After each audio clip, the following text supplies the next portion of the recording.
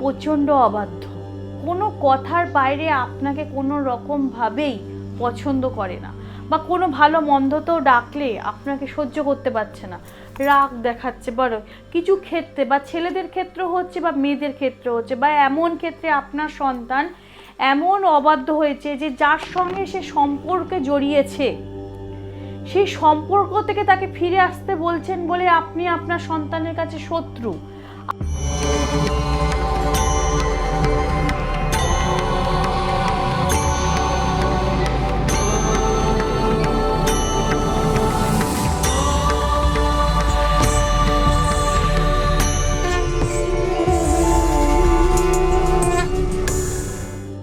নমস্কার, আমি চন্ডিমাদি বলছি। আশা করি আপনারা ভালো আছেন, সুস্থ আছেন, সচ্ছলভাবে জীবনযাপন করছেন।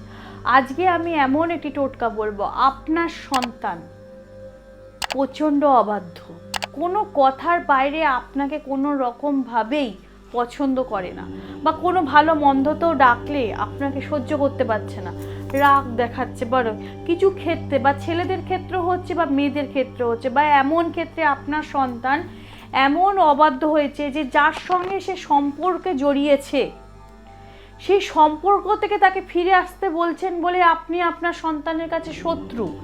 আপনার সন্তান যে করে হোক আপনাকে ছেড়ে দেবে, আপনার সাথে সম্পর্ক রাখবে না, কিন্তু সে সেই মানুষটার সঙ্গে সম্পর্ক রাখবে যে ভবিষ্যতে তার ক্ষতি হতে পারে। প্রথম সে আপনার সন্তান কিছুতেই বুঝতে পারছে না।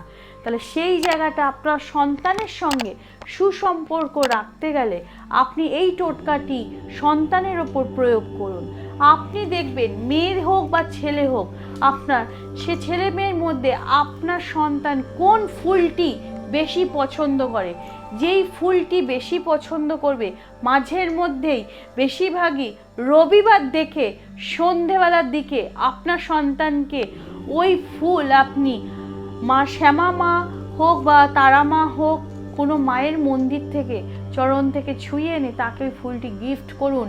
দেখবেন আপনার সন্তান আপনার বাধ্য এসে যাবে। যে সন্তান আপনাকে সহ্য করতেই পারছিল না, আপনার আয়ত্তে এসে গেলেই আপনার মতো সে আপনার মতো এতটা টান এসে যাবে যে আপনি যা বলবেন আপনার সন্তান সেটা করতেই বাধ্য। নমস্কার।